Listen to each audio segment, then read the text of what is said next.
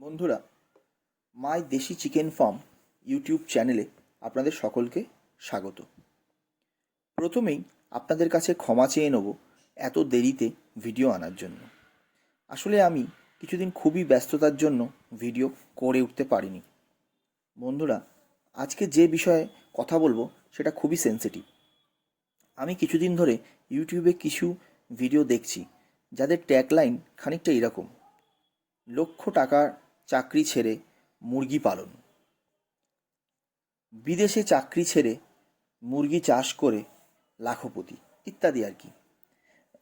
কিন্তু এই ব্যাপারগুলো কতটা সত্যি? বন্ধুরা, আমি কোনো ইউটিউবার নয়, আমি একজন ফার্মার, আপনাদের প্রতিনিধি।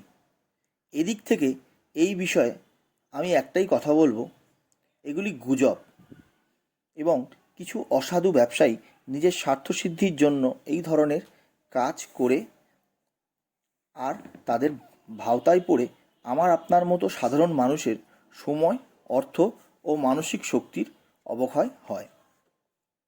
তা বলে কি আমরা মুরগি পালন করব না? মুরগি পালনে কি কোনো লাভ নেই?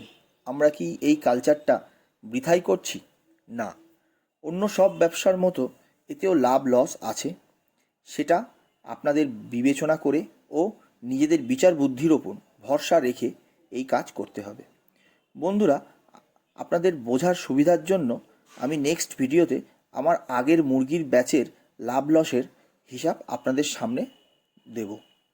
আর ভিডিও শেষ করার আগে আপনাদের আরও একবার সতর্ক করব, আপনারা লক্ষ লক্ষ টাকা আয়ের লালসায় এইসব ভাওতাবাজীদের চক্করে পড়ে নিজেদের অর্থ ও সময় নষ্ট করবেন না।